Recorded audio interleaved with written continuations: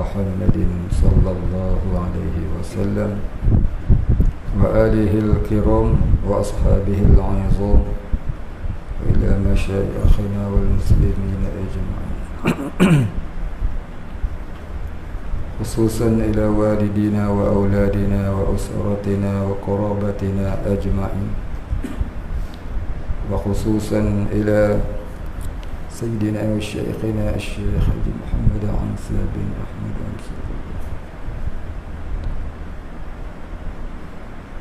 وأصولهم وفروعهم ومن ينتسب إليهم أجمعين. شيء لله الفاتحة. أعوذ بالله من الشيطان الرجيم. بسم الله الرحمن الرحيم. الحمد لله رب العالمين الرحمن الرحيم مالك يوم الدين إياك نعبد وإياك نستعين اهدنا الصراط المستقيم صراط الذين أنعمت عليهم غير المغضوب عليهم ولا الضالين. آمين. الحمد لله رب العالمين والصلاة والسلام على أشرف الأنبياء والمرسلين وعلى آله وصحبه أجمعين. رب اشرح لي صدري ويسر لي أمري واحلل عقدة من لساني يفقه قولي ولا علم لنا إلا ما علمتنا إنك أنت العليم الحكيم. رضينا بالله ربا وبالإسلام دينا وبمحمد نبيا ورسولا. اللهم اجعلنا من التوابين واجعلنا من المستغفرين واجعلنا من المتطهرين واجعلنا من الموحدين واجعلنا من المهتدين واجعلنا من المخلصين له الدين واجعلنا من العارفين واجعلنا من عبادك الصالحين واجعلنا من المتقين. اللهم أحينا بحياة العلماء وأمتنا بموت الشهداء. آمين يا رب العالمين. بسم الله الرحمن الرحيم.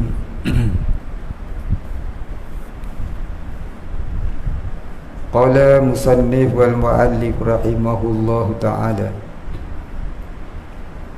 ونفعنا به وبعلومه وبركاته آمين يا رب العالمين. قال مصنف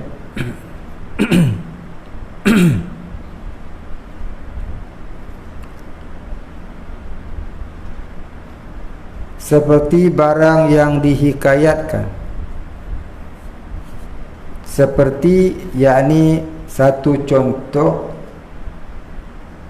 tuntutan fardu kifayah dalam bab tauhid di dalam satu qaryah yang sekurang-kurangnya ada seorang, di mana satu qaryah yang dimaksudkan itu ialah sekitar 2 merhalah. Satu orang yang ada, satu orang yang berkemampuan menghilangkan syubhah yang didatangkan oleh orang-orang yang sesat. Maka dibuat satu contoh seperti barang yang dihikayat, jadi barang yang telah diceritakan bahawasanya ada satu dahri, ni satu orang yang namanya Dahri. Ada satu dahri, satu orang yang namanya Dahri. Datang ia pada zaman Hammad, yakni yang hidup sezaman dengan seorang ulama besar namanya Hammad,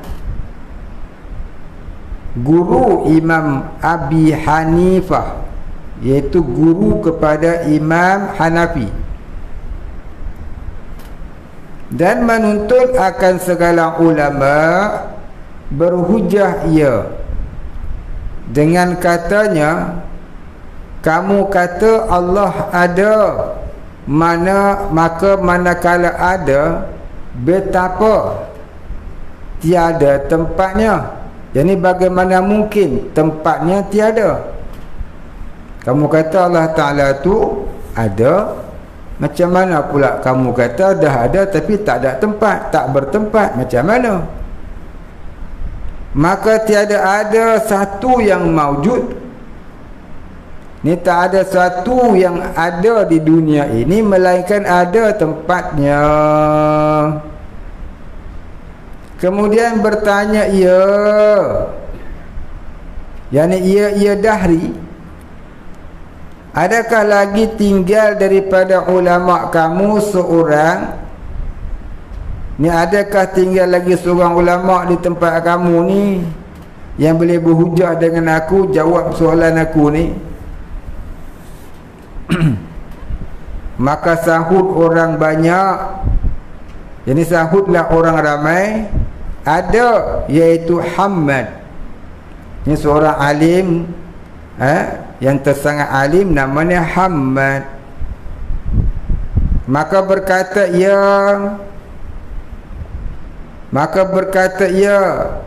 hai khalifah. Maka berkata ia dahri.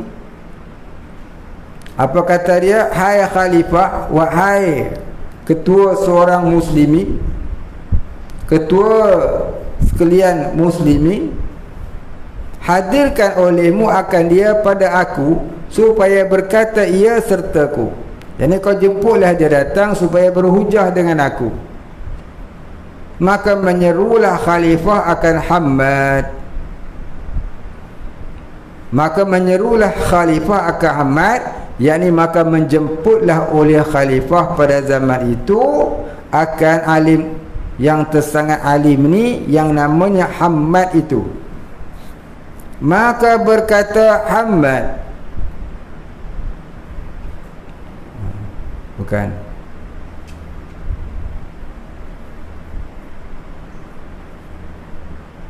maka berkata Hammad, tangguhkan olehmu akan daku malam ini. Tak kala berpagi-pagi, tangguhkan olehmu akan daku malam ini. Maknanya malamnya aku tak dapat datang, jadi aku minta tangguh dulu. Maka tak pergilah Hammad pada malam itu untuk berdebat dengan dahri. Baik, kita sambung. Tak kala berpagi-pagi, ini tak kala keesokan paginya, gitu. Tak kala berpagi-pagi ni, tak kala keesokan paginya, datang Abu Hanifah. Abu Hanifah ni anak murid Hammad, dan adalah ia kecil lagi. Maka adalah ia Imam Abu Hanifah masa tu kecil lagi. Dikatakan baru umurnya 6 tahun. Baru umurnya 6 tahun, bukan 60 tahun, 6 tahun. Maka melihat akan Hammad gurunya. Jadi Imam Hanafi melihat akan gurunya yang bernama Hammad itu maghmumun. Apa dia maghmumun? Yakni di dalam duka cita yang sangat. Maka bertanya Abu Hanifah akan dia. Imam Hanafi tanyalah tok guru dia ni, apa sebabnya? Maksudnya saya melihat tuan guru ni seperti bermuram durja. Maka apakah sebabnya? Bolehkah hamba tumpang bertanya kalau dapat hamba ini menolong? Begitulah maksudnya tu. Maka berkata ia Hammad, betapa tiada aku duka cita. Bagaimana tidak aku ini duka cita? Betapa tiada aku duka cita, jadi bagaimana tidak aku ini duka cita? Dan telah menyerulah, yakni telah pun menyeru oleh khalifah akan daku berhujah serta dahri, yakni berdebat dengan dahri. Jadi dahri ni orang dah kenal sangat dah lah, seorang ahli debat yang sesat, yang banyak dah ulama-ulama dulu ni berdebat dengan dia, kalah. Ulama-ulama kalah dengan dia. Dia pandai berfalsafah dan telah menghimpunkan segala ulama. Dan aku lihat semalam di dalam tidurku akan satu penglihatan yang sangat mungkar.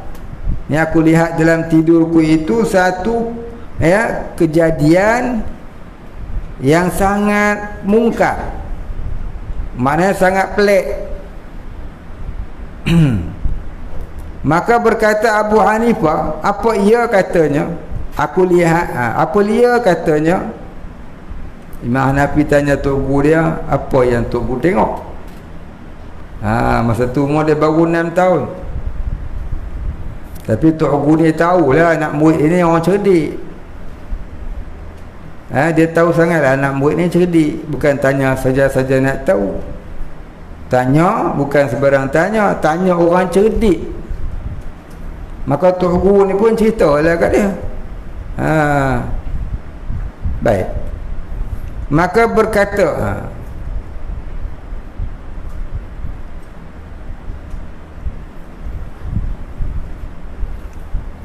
maka berkata Abu Hanifah, apa yang Tok Guru mimpi tu? Kata Tuan Guru Imam Abu Hanifah tadi, apa nama dia? Hamad. Aku lihat akan satu dusun yang sangat luas lagi berhiasan, dan ada padanya satu pohon kayu yang berbuah. Maka keluar daripada satu penjuru kampung itu babi. Dia kata babi, bukan bayi, babi. Maka memakan akan buah kayu itu dan daunnya dan cawangan hingga tinggal batangnya. Habis cabang-cabang dia habis. Cawang tu yang kata cabang-cabang, cawang tu ada cabang-cabang dia. Cabang-cabang ranting semua habis dia makan. Bukan kata makan buah dia. Habis. Dahan-dahan ranting cabang dia makan habis. Tu dia ganas sungguh babi ni. Ini mimpi Hamad. Hingga tinggal batangnya. Maka keluar daripada pohonnya satu harimau. Dah dia makan habis pokok tu, tiba-tiba daripada batang pokok tadi ni keluar seekor harimau. Maka ditangkapnya, diterkamnya akan babi itu, dibunuhnya. Harimau tu diterkam babi tadi, dibunuhnya. Baik. Itu yang aku mimpi katanya. Apa cerita ni sebenar? Cerita sebenar nak cerita ni tentang kejadian di zaman Imam Hanafi. Masa itu Imam Hanafi ni masih kecil. Umur dia baru umur 6 tahun. Tapi dia ni orang rajin mengaji. Orang otak ni cerdik. Orang hebat, pintar. IQ dia tinggi. Jadi cerita zaman tu ada satu orang ahli falsafah yang sesat, namanya Dahri.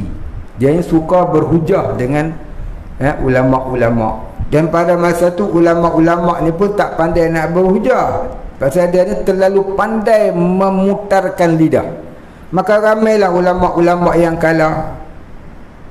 Sampai dia Dahri tadi ni cabar, ada lagi ke ulama di sini yang nak berdebat dengan aku.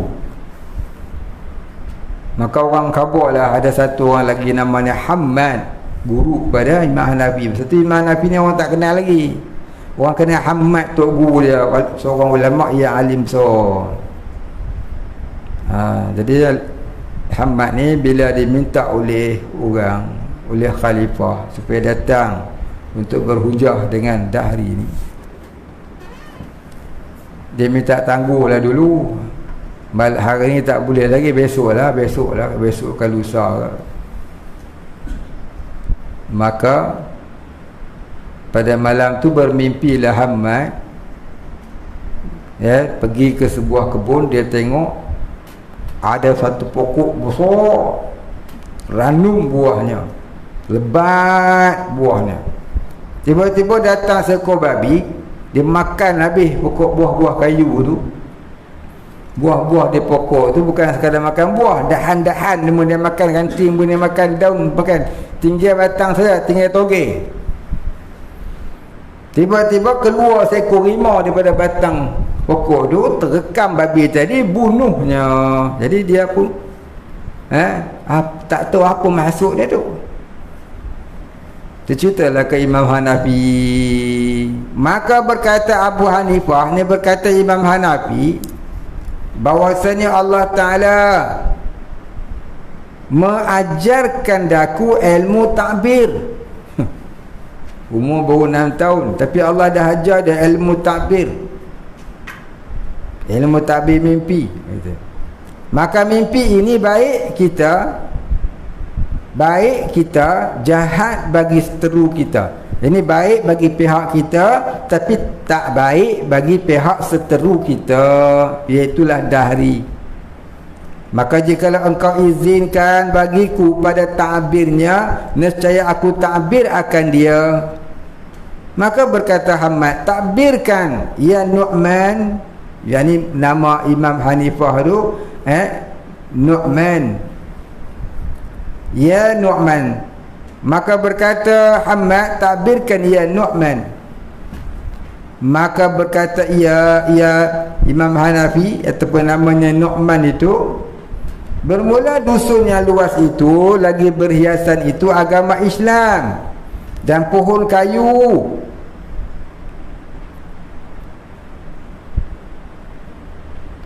Dan pohon kayu yang berbuah itu ulama. Dan asalnya yang tinggal lagi itu engkau. Ni ulama-ulama semua dah kalah dah, tinggal kau seorang dia tuan guru. Dia kata lagu tu. Baik, habis. Dan babi itu Dahri.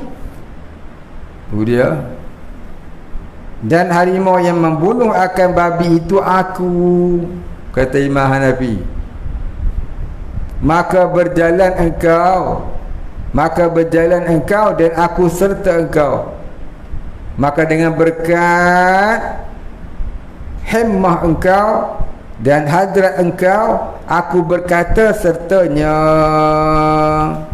dan aku lazimkan hujahnya. Maknanya, wahai tuan guru, jumlah kita sahut ya seruan daripada khalifah itu. Jadi mudah-mudahan kita dapat menang dalam hujah dengan orang sesat ini. Maka sukalah Hammad dan berdiri keduanya ketika itu jua kepada Jami', yakni pergilah kedua orang itu pada ketika itu juga kepada Jami', ini kepada Masjid Jami', masjid yang nak dibuat majlis berhujah itu. Maka datang khalifah dan berhimpunlah segala manusia pada majlis Hammad, dan berdiri Abu Hanifah di hadapan gurunya, di bawah sarirnya, memegang kaus gurunya dan kausnya.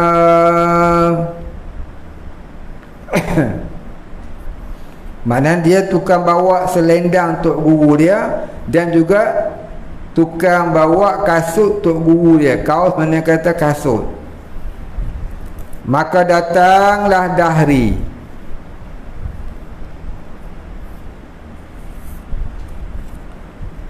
Sari ni ada banyak makna.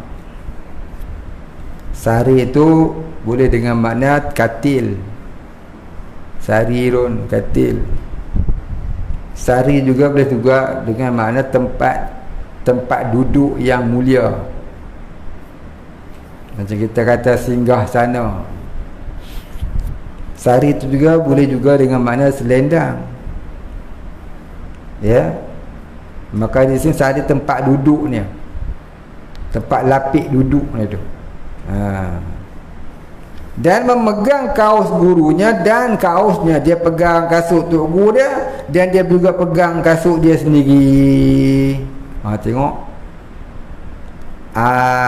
Adab orang mengaji, dia jaga kasut tok guru dia. Adab ulama-ulama dulu mengaji, dia jaga kasut tok guru dia. Bila tok guru dia naik masjid, naik surau, dia tenang mana kasut tok guru. Bergebut orang dulu-dulu ni. Jaga kasut tok guru.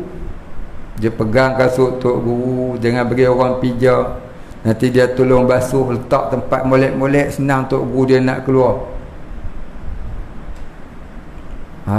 Itu cara siapa nak berkat pada ilmu, jaga kasut tok guru dia. Ni cerita ni. Tu orang hari ni banyak yang tahu adab ini, dia cukup jaga kasut tok guru dia. Jadi siapa nak barakah, bukan sekadar kalau orang tu tak berjaga kasut tok guru, beli kasut kat tok guru. Beli kasut yang macam kasut Superman tu. Bagus syok jalan. Baik, itulah sebab tu ada setengah-setengah pelajar-pelajar yang faham adab ini, dia jaga kasut tok guru dia. Sebab apa? Kisah Imam Hanafi ni, pasal dia jaga kasut tok guru dia, mengaji dia jadi barakat hingga jadi imam mazhab. Lebih alim pada tok guru dia. Dia jangan bermudah-mudah dengan kasut tok guru. Ini kisah ni yang orang duk cerita. Baik, habis. Tapi tengoklah tok guru dulu pun warak-warak. Maka datanglah Dahri dan naik ia ke mimbar dan berkata ia. Maka datanglah orang sesat yang nama Dahri tadi, dan naik ia ke mimbar, ini ke mimbar Masjid Jami' tadi. Berkata ia. Jadi dia memulakan pengucapan dia. Siapa yang menjawab akan soalanku ini? Maka siapakah yang akan jawab soalan yang akan aku ajukan ini? Maka melihat Abu Hanifah,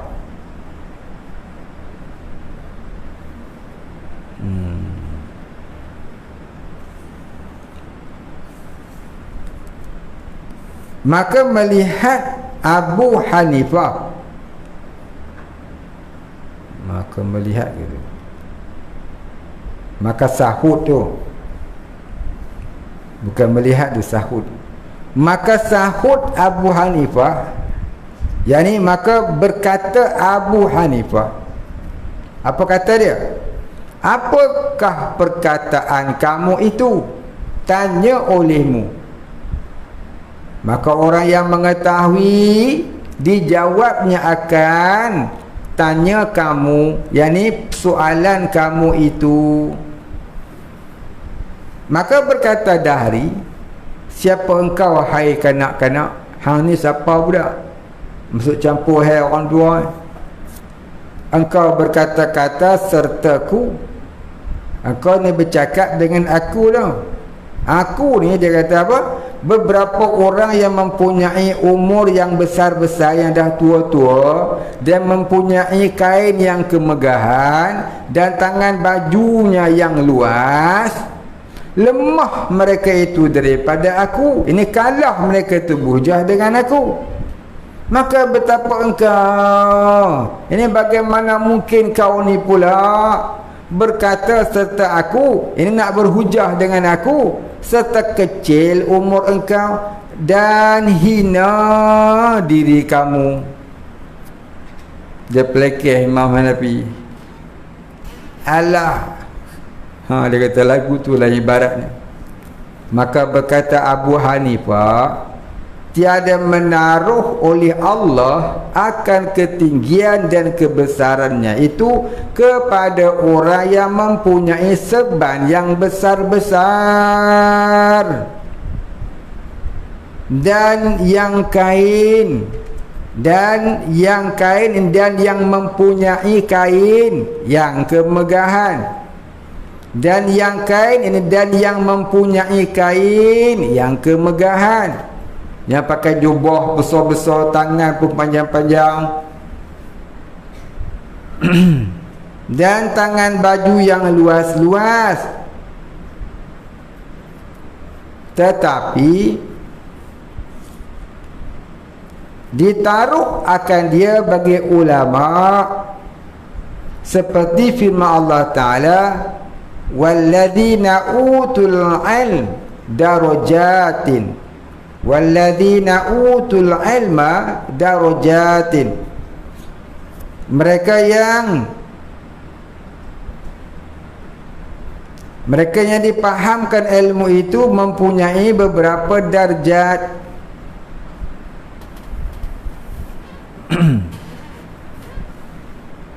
Maka kata ia Dahri yang menjawab akan soal aku, kata ia, engkaukah yang akan menjawab soalan aku? Kata Dahri. Maka kata Abu Hanifah, bahkan yakni akulah, ya tu, bahkan ni ya, aku jawab akan soal kamu dengan taufik Allah. Maka berkata ia Dahri. Dahri mulalah soal.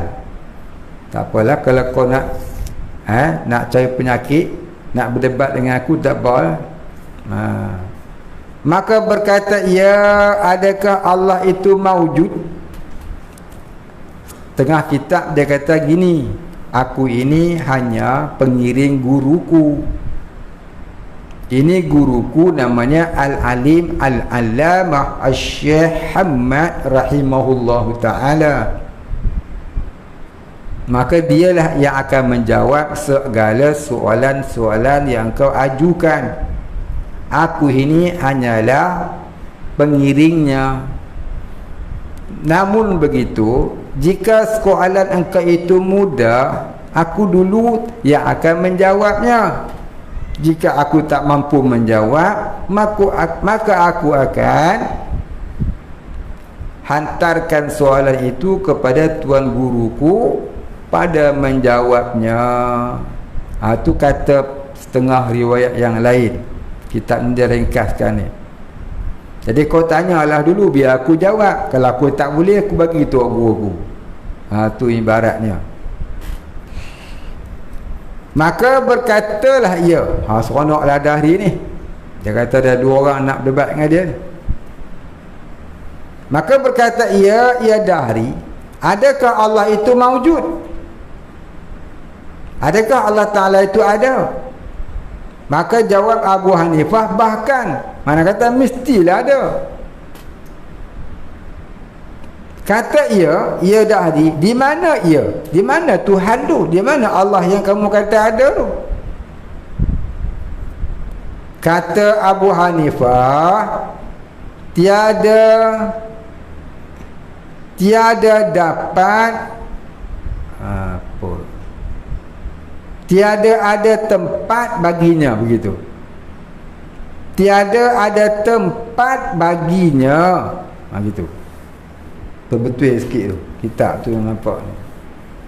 Kitab lama ni lagi tak nampak, tapi dah dobek tepi ni. Jadi tiada ada tempat baginya. Mana tahu Allah Ta'ala itu wujud tapi tidak bertempat. Ini Wahabi cukup marah. Allah Ta'ala tak bertempat, dia marah. Dia kata Allah duduk atas aras. Macam mana pula kata tak bertempat?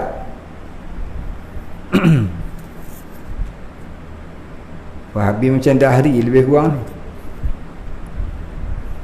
Kata ia sambung Dahri tadi. Apa dia? Betapa ada maujud, tiada ia bertempat baginya. Macam mana kamu kata Allah Ta'ala tu ada tapi tak bertempat? Tiap-tiap yang ada mestilah bertempat. Macam mana pula kamu kata Tuhan tu ada tapi tak bertempat? Kata Imam Abu Hanifah, bagi dirimu itu dalilnya.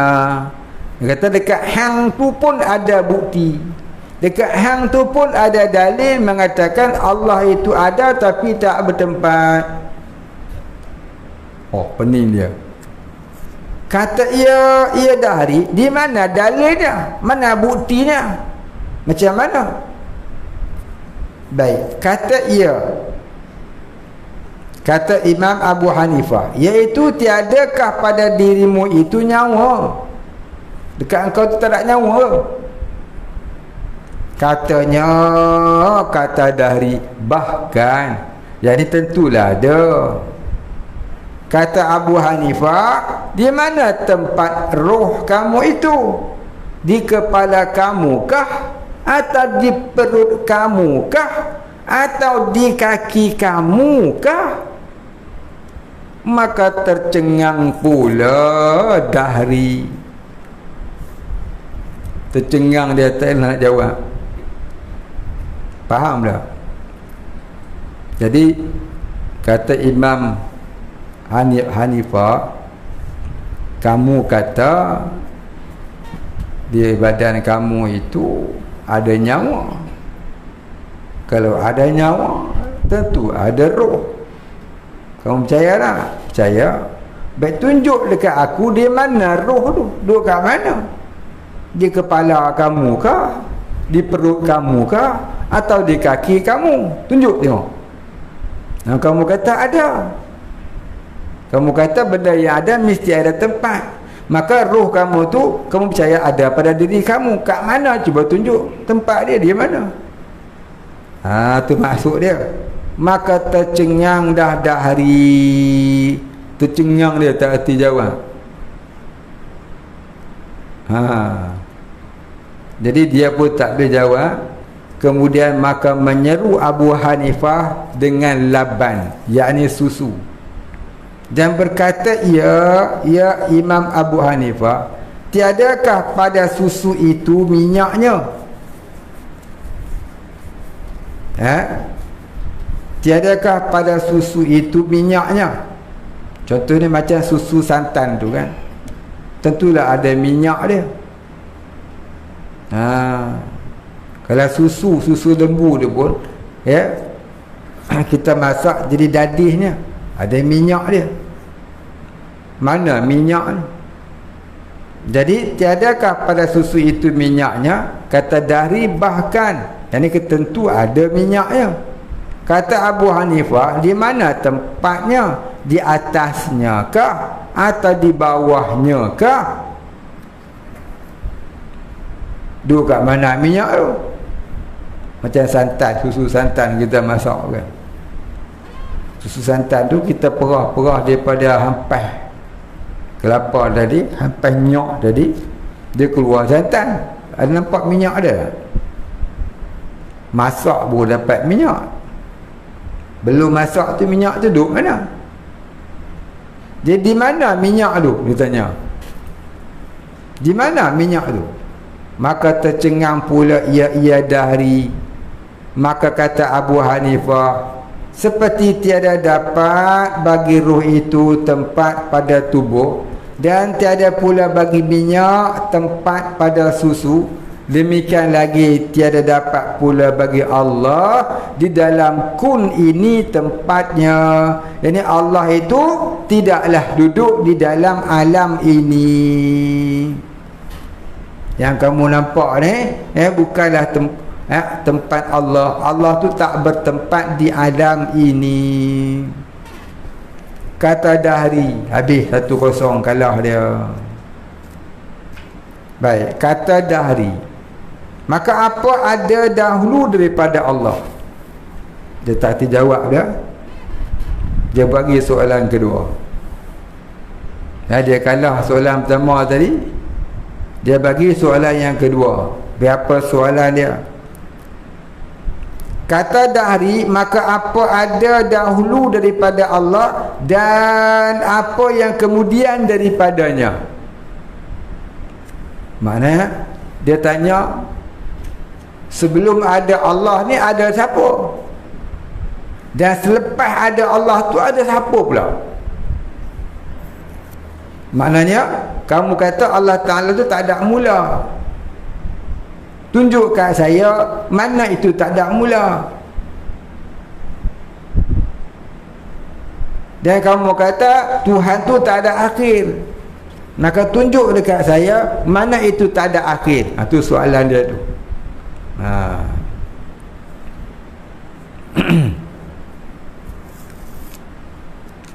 Apa jawab dia? Kata Abu Hanifah, tiada suatu dahulunya dan tiada suatu kemudiannya. Allah Ta'ala tidak ada mula, ya, tidak ada yang mendahuluinya. Allah Ta'ala tu tidak ada akhir, tak ada sesuatu yang selepasnya. Allah Ta'ala tu tidak ada akhir, macam mana nak ada selepasnya? Baik, habis di situ. Kata dahri, betapa tasawur ada suatu maujud, tiada suatu dahulunya. Mana bagaimana terfikir, betapa tasawur, bagaimana boleh terfikir. Kata bagaimana nak diterima akal, ada suatu yang maujud, tiada suatu dahulunya. Mana kata ada suatu benda itu yang maujud, tapi sebelum tidak ada apa-apa, dan tiada suatu kemudiannya, dan lepas dia pun tak ada juga. Kata Abu Hanifah, baginya itu dalil pada badan kamu pula. Kalau kamu nak faham, dalilnya dekat badan kamu pun ada. Maka apa pula kata umpama dahulu daripada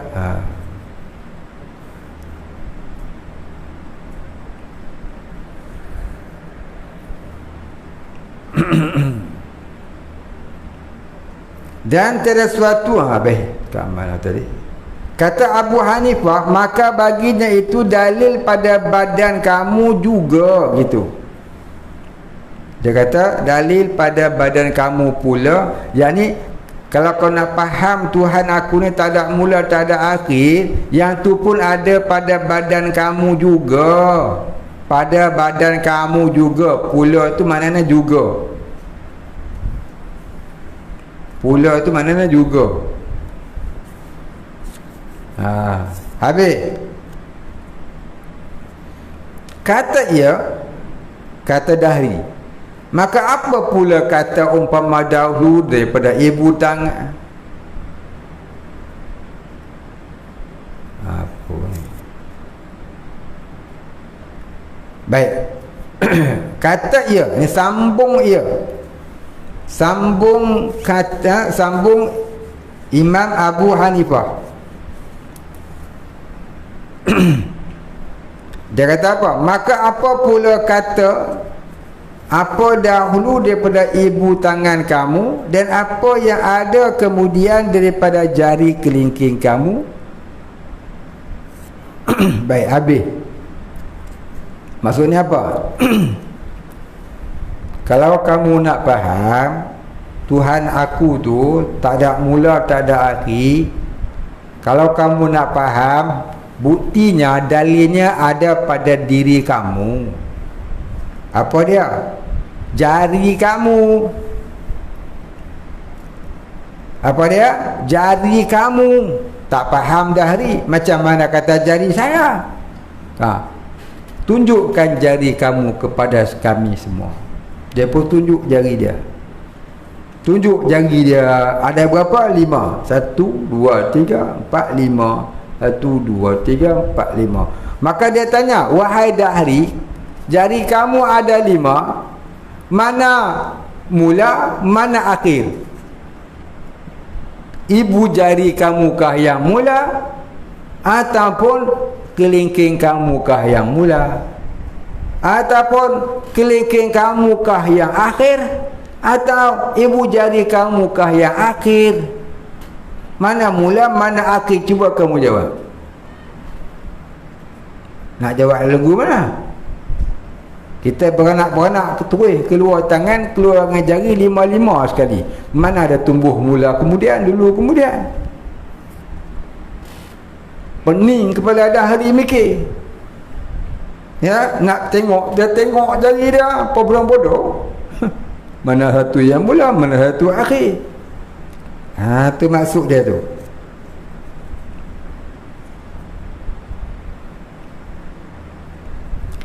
Katanya, kata dahri, tiada serta dahulu daripada ibu jari tanganku, dan tiada suatu kemudian dari kelingkingku.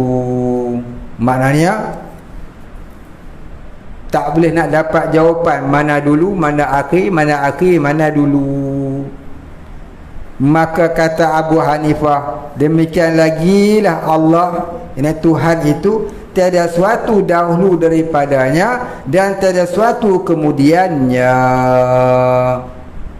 Ya, tak ada mula, tak ada akhir. Maka kalahlah dari 2-0. Kata dahri, tinggal lagi padaku satu pertanyaan. Kata tanya, aku jawab. Kata dengan Imam Hanafi, tanyalah, aku akan jawab insya-Allah ta'ala. Gitu. Kata dahri, tinggal lagi satu. Tinggal lagi pada aku satu pertanyaan. Titik. Tinggal satu lagi aku nak tanya. Kata ni, kata Imam Abu Hanifah, tanya, aku jawab. Jadi tanyalah kamu, aku akan jawab insya-Allah. Begitu. Katanya, apa kelakuan Allah sekarang ini? Kamu kata Allah Ta'ala itu memperbuat sesuatu. Allah lah yang memperbuat sesuatu. Jadi aku nak tanya kepada kamu, apa yang Allah sedang buat sekarang ini? Gitu maksudnya. Kata Abu Hanifah, bahwasanya engkau terbalik pekerjaan. Jadi engkau ni, ya, soalan kau tu terbalik. Sayugia ni sepatutnya bahawa adalah yang menjawab itu di atas mimbar, dan yang bertanya itu di bawah mimbar. Maka manakala engkau turun, aku naik, aku jawab akan soalan engkau itu. Dia kata, yang jawab patutnya di atas, yang tanya sepatutnya di bawah. Baru betul. Dia kau tanya, kau di atas, aku jawab di bawah, dia terbalik. Pandai Imam Hanafi ni, pandai berhujah dia. Maka turun ia dahri dari mimbar tadi, dan naik Abu Hanifah atas mimbar.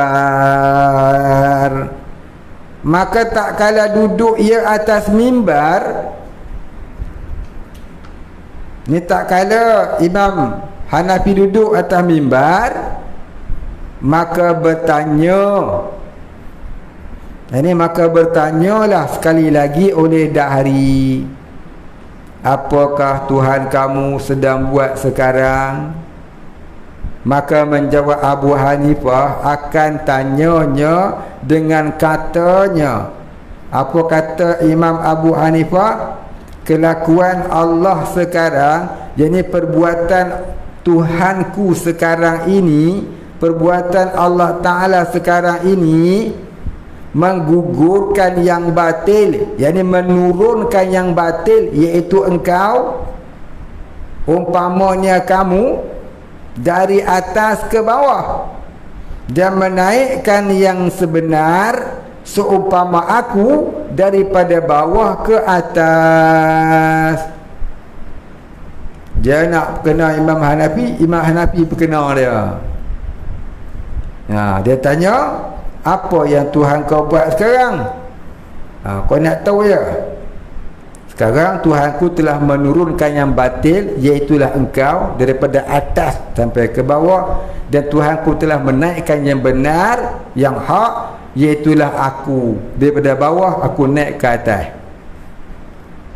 Itu jawab Imam Hanafi. Masa tu umur dia baru 6 tahun. Maka lalulah ia dan putuslah hujahnya. Maknanya setelah daripada itu dia kalah, baliklah dia, dan tak dapat lagi dia nak berhujah. Dia dah tak ada modal. Kata setengah ulama, setelah Imam Hanafi jawab macam tu, dah hari tadi jatuh pengsan. Pasal terkejut dia. Hebat sungguh budak ni berhujah dengan dia yang dah lama duk hujah dengan orang tak pernah kalah. Hari tu kalah dengan budak. Itulah orang kata, kecil jangan disangka bapa, kecil jangan disangka anak, besar jangan disangka bapa. Jadi kita jangan pandang mudah dengan orang muda. Contoh orang muda tu lagi pandai pada kita. Cuma jangan takabur. Jangan takabur. Kalau dah pandai, jangan takabur. Baik, kita berhenti setakat tu dulu. Kemudian katanya, mas'alatun. Kata Suhaimi rahimahullah ta'ala.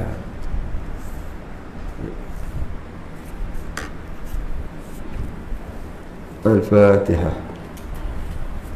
أعوذ بالله من الشيطان الرجيم. بسم الله الرحمن الرحيم. الحمد لله رب العالمين الرحمن الرحيم مالك يوم الدين إياك نعبد وإياك نستعين اهدنا الصراط المستقيم صراط الذين أنعمت عليهم غير المغضوب عليهم ولا الضالين. بسم الله الرحمن الرحيم. الحمد لله رب العالمين والصلاة والسلام على أشرف الأنبياء والمرسلين وعلى آله وصحبه أجمعين. اللهم اغفر لنا ذنوبنا وارحمنا وأنت الغفور الرحيم. اللهم اغفر لنا ذنوبنا ولوالدينا وارحمهم كما ربيانا صغارا ولمشايخنا وللمسلمين أجمعين برحمتك يا أرحم الراحمين. اللهم نور قلوبنا بنور معرفتك يا فتاح يا رزاق. افتح لنا فتحا قريبا كما فتحته على أنبيائك وأوليائك وعبادك الصالحين. صلى الله على سيدنا محمد وعلى آله وصحبه أجمعين. سبحان ربك رب العزة عما يصفون وسلام على المرسلين والحمد لله رب العالمين. قبل الله منا